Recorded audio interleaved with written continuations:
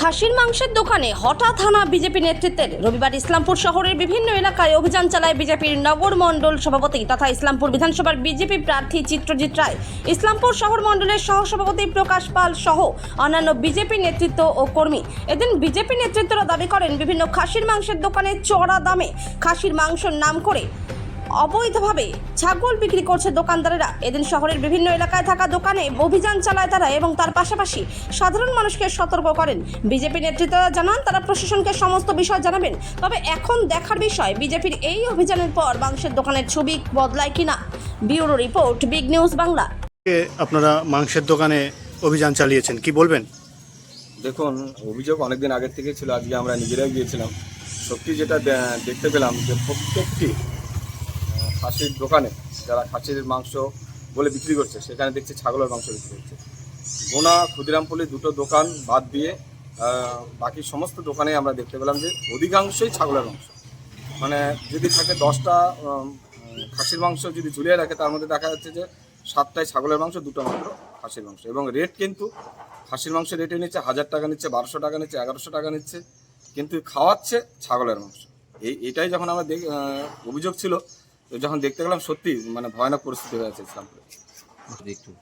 আমরা প্রশাসনের কাছে অবশ্যই জানাবো এবং মানুষ যে টাকাটা দিচ্ছে সেই টাকাটা যার বিনিময়ে দিচ্ছে, মানে খাসির মাংসের বিনিময়ে যদি দিতে থাকে তাকে খাসির মাংসই দিতে হবে। যদি দেখুন, এটা তো আমাদের কর্তব্য, এটা আমাদের কর্তব্য। সাধারণ মানুষ আমাদেরকে ভোট দিয়েছে, তাদের জন্য যখনই সময় পাবো তখনই কাজ করবো। আমরা আগের থেকে ভেবে রেখেছিলাম যে রবিবার দিন আমরা বেরোবো। আগেও বলেছি যে অভিযোগ ছিল আমাদের কাছে, কিন্তু মানুষ তো চেনে না কোনটা ছাগলের মাংস কোনটা খাসির মাংস। এই সুযোগটা নিয়েই তারা দেধারছে শুধু ছাগলের মাংসই বিক্রি করে যাচ্ছে প্রত্যেকটা জায়গায়। অবাক করা কাণ্ড হয়েছে।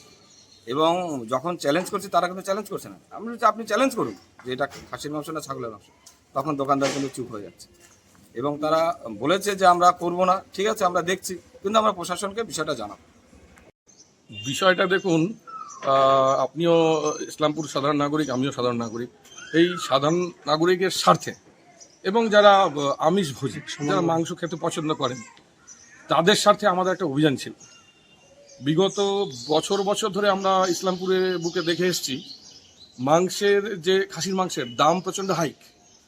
এখন বর্তমানে যে মাংসের দাম 1200 টাকা পর্যন্ত ছুঁয়েছে কিলো প্রতি। সেই 1200 টাকা দামের মাংস দিতে গিয়ে প্রত্যেকটা দোকানদার প্রত্যেকটা কাস্টমারকে প্রতিদিন ঠকাচ্ছে, প্রতারণা করছে। এরা 1200 টাকা 1000 টাকা মূল্যে ছাগল খাওয়াচ্ছে। তো এটা হওয়া উচিত না।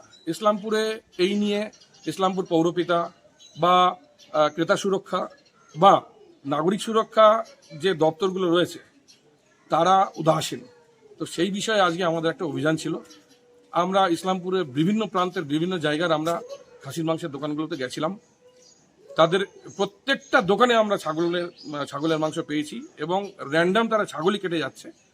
সেই বিষয়ে তাদেরকে আমরা সচেতন করেছি এবং সেখানে দাঁড়িয়ে থাকা প্রচুর যে ক্রেতা ছিল তাদেরকে আমরা সচেতন করেছি। এমনকি এমনও কিছু জায়গায় আমাদের হয়েছে যে অলরেডি যাকে ছাগলের মাংস দিয়ে দেওয়া হয়েছে, আমরা সেই দোকানদারকে আমরা অনুরোধ করেছি যে আপনি মাংসটা ফেরত নিন, আপনি টাকাটা তাকে ফেরত দিন। কেন এইভাবে করে প্রতিনিয়ত মানুষকে ঠকানো এটা ঠিক না।